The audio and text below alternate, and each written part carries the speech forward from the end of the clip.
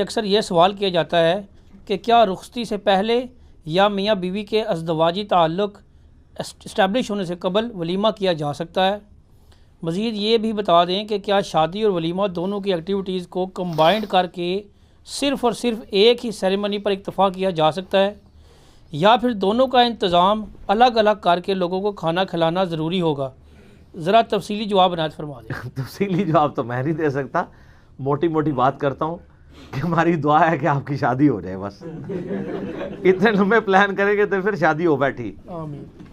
یہ حقیقت بات ہے کہ ہمارے سب کانٹیننٹ میں شادی کی ایکٹیویٹی کو بہت مشکل کرتی ہے، اور ماں باپ بھی اپنی شادیاں ان کی ہوئی ہوتی ہیں 18-20 سال کی عمر میں، بچے 30 سال کے ہو جاتے ہیں تو وہ کر کے ہماری شادی کا تو کہتے ہیں کیڑی جلدی ہے۔ اب بچہ یہ جرت کر کے تو پوچھ نہیں سکتا کہ ابا جی آپ کی شادی تو ہوئی ہے 20 سال کی عمر میں، اور اماں کی شادی ہوئی تھی 16 سال کی عمر میں، اور مجھے آپ 30 سال کی عمر میں کہہ رہے ہیں ارے کیڑی جلدی ہے۔ ٹھیک ہے، لیکن اس کو بدتمیزی تصور کر لیں گے۔ دنیا میں آپ سچی بات کسی بھی فورم پہ کریں اس کو بدتمیزی تصور کیا جاتا ہے۔ اس لیے عربی میں محاورہ ہے الحق مرن، حق کڑوا ہوتا ہے، اسی کو انگلش میں کہا جاتا ہے ٹروتھ از آلویز بیٹر، کڑوا ہوتا ہے، یہ حقیقت بات ہے۔ آپ سچی بات جتنے مرضی اچھے پیرائے میں کریں، جس کو لگ رہی ہے نا اس ٹائم خاموش ضرور ہو جاتے ہیں، اندروں انہوں وٹ چڑھیا ہوتا ہے۔ ٹھیک ہے، ویسے وہ جتنا مرضی دعویٰ کرے کہ جی آپ جو ہے وہ پازیٹیولی چیزوں کو ہائی لائٹ کریں، پازیٹیولی بھی کر کے دیکھ لیں۔ آپ کسی مزار پہ جا کے پازیٹیولی مسلم شریف کی حدیث وہاں لگائیں کہ نبی علیہ السلام نے منع فرمایا قبروں پہ عمارت بنانے سے، قبروں کو پکا کرنے سے اور ان پہ بیٹھنے سے، تو ساری پازیٹیونیس کٹ کے باہر سٹن گے۔ یہ کہنا آسان ہے، سچ کڑوا ہی ہوتا ہے۔ چاہے آپ ایک گال میں شہد رکھیں دوسرے میں آپ شکر رکھ کے بھی بولیں نا، ان الفاظ کی کڑواہٹ کون ختم کر سکتا ہے؟ حتیٰ کہ سورہ یونس میں آیت نمبر 15 اور 16 آپ پڑھ کے دیکھیں، کافر بھی کہتے تھے اے نبی اس قرآن کو بدل دو، بہت اسٹرکٹ ہے، یا کوئی اور قرآن لے آؤ۔ تو اللہ نے فرمایا نبی فرماؤ مجھے کوئی اختیار نہیں کہ میں اپنے نفس سے اس قرآن کو بدل سکوں، میں تو خود پابند ہوں اس وحی کا جو اللہ مجھے کرتا ہے۔ قل انی اخاف ان عصیت ربی عذاب یوم عظیم، مجھے تو خود ڈر ہے اس بات کا کہ اگر بالفرض میں نے اپنے رب کی نافرمانی کی تو بڑے دن کا عذاب مجھے بھی آ پکڑے گا۔ ہائے ہائے، ٹھیک ہے جی، لیکن سر یہ کتابوں کا خدا ہے، ٹھیک ہے، اس کا آپ کے ساتھ کوئی لینا دینا نہیں۔ اس لیے ہم کہتے ہیں مرنے سے پہلے اے مسلمان کر لے اس پہ غور، کتابوں کا خدا اور ہے، بابوں کا خدا اور۔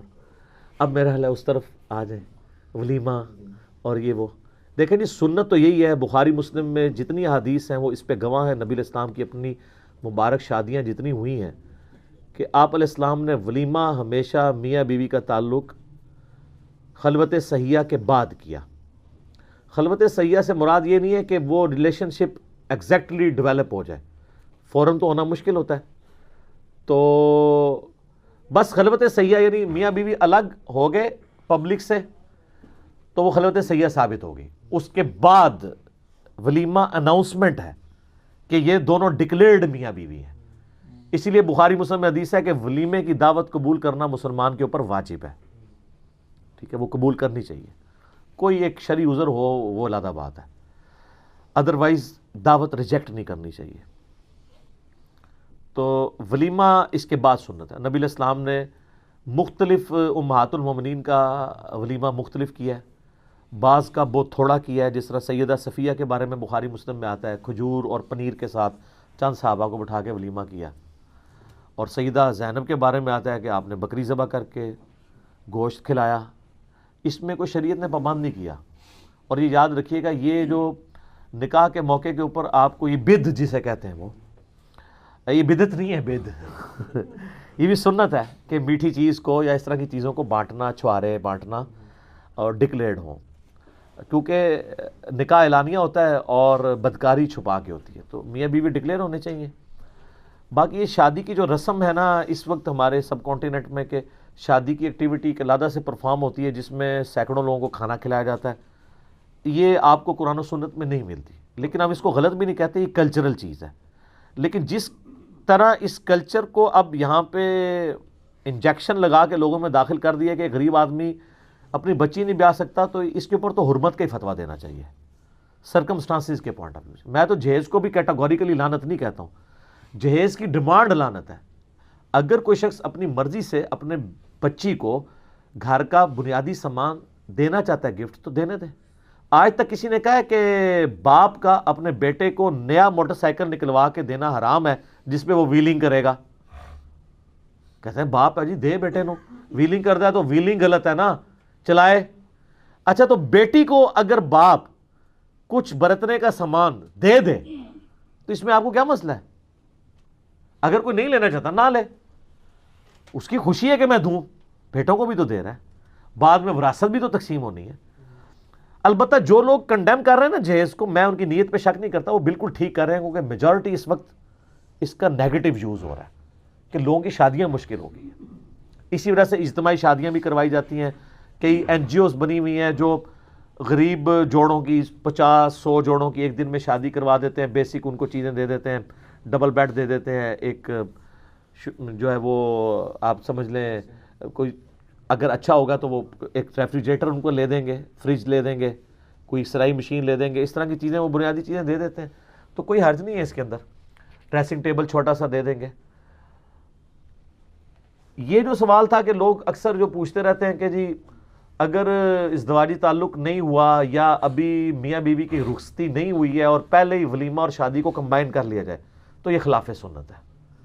سنت یہ ہے کہ ولیمہ بعد میں ہوگا, اور اگر کوئی ایسے کر لیتا ہے تو ہم زیادہ اس کے خلاف سنت کہیں گے, اس کے نکاح پہ کوئی اثر نہیں پڑے گا. اس کی وجہ سے نکاح تو اسٹیبلش ہو گیا, میاں بیوی کا بانڈ تو اپنی جگہ ہے. لہٰذا شادی اور ولیمے کی ایکٹیویٹی کو کمبائن نہ کیا کریں, ولیمے کو ہی ایز اے ایکٹیویٹی رکھیں. شادی کو آسان بنائیں. شادی تو کتنی مشکل ہو گئی ہے, غریب لوگ بھی کتنی مہنگی گاڑیاں کرائے پہ لے کے جا رہے ہوتے ہیں اور ادھار اٹھا کے, اتنی کیا ضرورت ہے؟ اور وہ اکثر پھر کہتے ہیں کہ ہم نے بڑی سادگی سے کیا ہے, اور کیا کرنا تھا آپ نے؟ تو سادگی آپ کریں. میرا تو اس کے اوپر یعنی یوٹیوب کے اوپر میں نے تو شادی کے والے سے بخاری سے حدیثیں بھی پیش کی ہیں. ایون گانا بھی اگر ہو جس میں کوئی ولگر الفاظ نہ ہو, شرکی الفاظ نہ ہو, عورتیں عورتوں میں ہوں, مرد مردوں میں ہوں, تو اس کا بھی جواز موجود ہے. لیکن یہ جو آج کل یعنی شادی کی ایکٹیویٹیز کو برائی کا ذریعہ بنا لیا, اور آج کل تو اتنا خطرناک ہو گیا معاملہ سوشل میڈیا کی وجہ سے اور یہ اسمارٹ فونز کی وجہ سے. انہی موقعوں پہ اوباش قسم کے نوجوان جو ہیں وہ ویڈیوز بنا رہے ہوتے ہیں, پھر وہ ویڈیوز لیک ہوتی ہیں, پھر کئی لڑکیاں خودکشی کر لیتی ہیں. آپ کو یہ بھی خبریں ملتی رہتی ہیں. تو ان ساری چیزوں کا نقصانات ہو رہے ہیں. اس کے معاملے میں میرا یہی جواب ہے کہ یہ خلاف سنت ہے, لیکن نکاح اسٹیبلش ہو جائے گا, آپ یہ کام نہ کریں, کوئی فرق نہیں پڑتا, آپ ایک دن بعد ہی کر لیں. اور کئی لوگ ایسے ہوتے ہیں کہ وہ بعض اوقات یعنی عورت کے مخصوص ایام ہوتے ہیں تو وہ ازدواجی تعلق کا ایشو بن جاتا ہے یا کسی اور وجہ سے بن جاتا ہے, تو وہ بیچارے اس ٹینشن میں رہتے ہیں کہ اب ولیمہ تو جو ہے وہ اب ہمارا پتہ نہیں ولیمہ حلال ہوا ہے کہ حرام ہوا ہے. کوئی ٹینشن نہیں ہے, ولیمہ حلال ہوا ہے حرام ہوا ہے. ولیمے کا تعلق اس سے ہے کہ میاں بیوی جب الگ ہو گئے, خلوت صحیحہ ثابت ہو گئی, چاہے اس کے بعد ان کا تعلق قائم ہوا نہیں ہوا, وہ ڈکلیئرڈ میاں بیوی ہیں, کیونکہ غیر محرم عورت کو تو ہاتھ لگانا حرام ہے. اگر ایک شخص شادی کے بعد اپنی بیوی کو یوں ہاتھ لگا لیتا ہے تو یہ اس کی بیوی ڈکلیئر ہو گئی, بس اس کے بعد فوراً اسی وقت بھی ولیمہ کر سکتا ہے. اس کے لیے وہ اس ایکسٹریم تعلق کو اسٹیبلش کرنا ضروری نہیں ہے, کیونکہ اسلام میں تو ہم نامحرم عورت کو ہاتھ نہیں لگا سکتے. الموجم الکبیر طبرانی میں صحیح سند سے ہے کہ نبی علیہ السلام نے فرمایا کسی شخص کا جو ہے وہ کسی غیر محرم عورت کو ہاتھ لگانا اس سے بڑا گناہ ہے, اس سے بڑی چیز ہے کہ اس کے سر میں لوہے کا کیل ٹھوک دیا جائے. اس کا یعنی عذاب جو ہے وہ کم ہے کیل ٹھوکنے کا, اور عورت غیر محرم عورت کو ہاتھ لگانے کا جو عذاب ہونا ہے نا اللہ کے حضور وہ بڑا ہے. تو غیر محرم مرد و عورت آپس میں مصافحہ بھی نہیں کر سکتے. تو میاں بیوی کا یہ تعلق ہے کہ وہ آپس میں ایسے معاملات کر سکتے ہیں.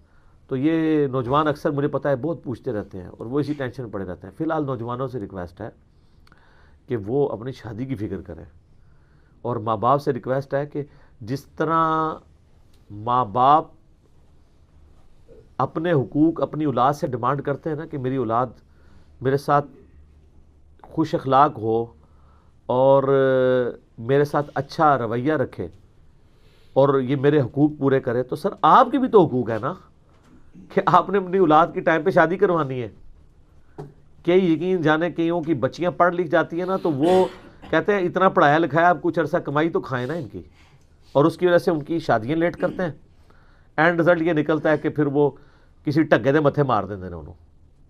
پھر ظاہر ہے جب عورت کی عمر نکل جاتی ہے تو پھر اچھے رشتے تو نہیں ملتے, اور جب اچھے رشتے گھر آ رہے ہوتے ہیں, میں آپ کو دعوے سے کہتا ہوں اچھے رشتے آتے ہیں گھر, آپ کی اگڑ نہیں اس وقت جا رہی ہوتی.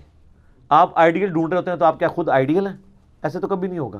اس وقت نخرے آسمانوں پہ ہوتے ہیں اور اینڈ پہ سیانا کا وہی ہوتا ہے. ٹھیک ہے نا, جو سیانا کوا ہے نا وہ جا کے پھر گندگی پہ جا کے بیٹھتا ہے.